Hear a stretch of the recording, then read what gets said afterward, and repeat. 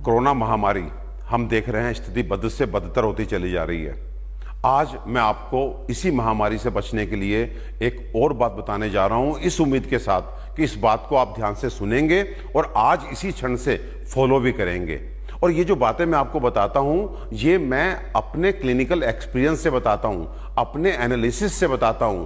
ये सुबह 7 से 9 जो मैं आपको जगाने के लिए सड़कों पे उतरता हूं, उसके बाद सुबह 9 से शाम 5 बजे तक हम कोरोना के पेशेंट्स देख रहे हैं, कोरोना के suspected patients as well as corona के कंफर्म्ड पेशेंट, और उनको भगवान की दया से अच्छे से ट्रीटमेंट कर रहे हैं। और आज जो बात मैं आपसे शेयर करना चाहता हूं वो ये कि आज ये वायरस हमारे एयर में फैल चुका है, क्योंकि 80% लोग ऐसे हैं जो नहीं जानते कि वो कोरोना पॉजिटिव हैं, उनको सिम्टम नहीं है, लेकिन वो कोरोना के पोटेंशियल एक तरह से कैरियर्स हैं। वो बिना मास्क लगाए सड़क पे घूम रहे हैं और उनके मुंह से निकले हुए वायरस के छोटे छोटे पार्टिकल वो एरोसोल के रूप में हमारे एयर में हैं। तो इसलिए अगर इस अज्ञात शत्रु से आपने बचना है तो आज आपका भगवान आपके मंदिर में मास्क के रूप में प्रतिष्ठित होना चाहिए, और जब आप घर से बाहर जाएं तो वो भगवान जो है आपके ऊपर सुरक्षा कवच के रूप में लग जाना चाहिए, और ये तभी उतरना चाहिए जब आप घर में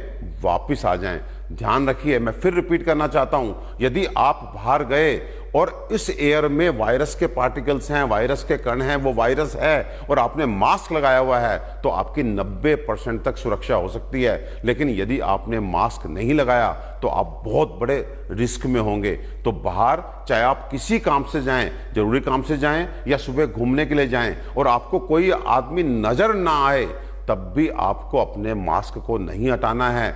इस समय हमारा भगवान ये कपड़े का छोटा सा टुकड़ा जिसको हम मास्क बोलते हैं वो है, उस पर पूरी श्रद्धा रखिए और अनुशासन से उसको अपने से चिपकाए रखिए।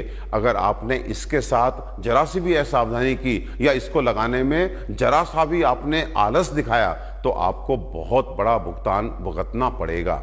एक बात और कहना चाहता हूं कि कुछ कुतर्क चलते हैं कि वायरस का साइज ये है, मास्क का साइज ये है, तो ये रोक नहीं पाएगा। तो इन सब कुतर्कों में आपने नहीं जाना। वायरस अकेले ट्रैवल नहीं करता, वो एक तरह से ड्रॉपलेट की फॉर्म में होता है। अगर आपने मास्क लगाया हुआ है तो वो आपके मास्क के थ्रू अंदर नहीं प्रवेश कर सकता, इसकी बहुत अधिक संभावना है। साथ में आप रुमाल बांधते हैं मास्क के रूप में, तो उसमें भी एक बहुत एहतियात आपको बरतनी है, क्योंकि अक्सर हम रुमाल बांध करके 1 घंटा बाहर जाते हैं, कुछ सब्जी खरीदते हैं, दूध खरीदते हैं, दवा खरीदते हैं, फिर घर लौट के आते हैं और आकर के जो है अपने रुमाल को अपनी जेब में डाल लेते हैं। उसके बाद फिर उसी रुमाल को निकाल करके आप जब दोबारा बाहर जाते हैं तो जो बाहर का हिस्सा होता है उसको आप अंदर बांध लेते हैं। जानते हैं, ये करके आप सीधे वायरस, बैक्टीरिया या डस्ट के वो पार्टिकल जो आपके शरीर के लिए अच्छे नहीं थे, वो आपने पहले बाहर उसको चिपकाया और अगली बार उसी बाहर की सरफेस को आपने अंदर करके सीधे उनको अपने मुंह के थ्रू और नाक के थ्रू शरीर में प्रवेश दे दिया। तो ऐसा ना करें। जो मेरी बहनें चुन्नी लपेटती हैं या जो मेरे भाई अंगोछा लपेटते हैं वो भी संभल जाएं, क्योंकि अंगोछा और चुन्नी में ये संभव ही नहीं है कि आप डिफ्रेंशिएट कर सकें कि पहले कौन सा हिस्सा बाहर था, कौन सा अंदर था। देखिए, ये महामारी अभी कुछ महीने और चलनी है, तो इसलिए आप मास्क की आदत डाल लीजिए,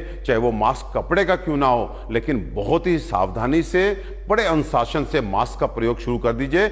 इस महामारी से यदि हमें कोई बचाएगा, ये जो भगवान बचाएगा, ये हमारे पास आज इस मास्क के रूप में है। ये भगवान है हमारा।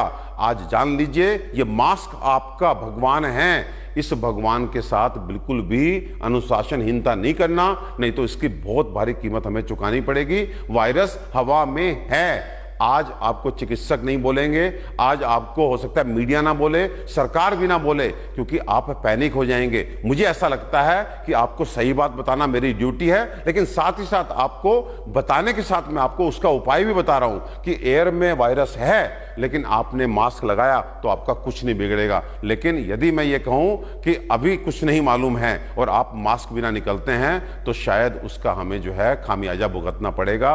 तो आपको ध्यान रखना है। दूसरी बात, एक नया शब्द हर्ड इम्यूनिटी सुनने को आ रहा है कि कुछ लोग, बड़े बड़े वैज्ञानिक आपसे कह रहे हैं कि बाहर जाइए, आप वायरस से एक्सपोज्ड होइए, आपकी बॉडी में एंटीबॉडीज बनेंगे, आपका सुरक्षा एक कवच बन जाएगा। इसे हर्ड इम्यूनिटी जो बोलते हैं कि हर्ड इम्यूनिटी डेवलप कर जाएगी।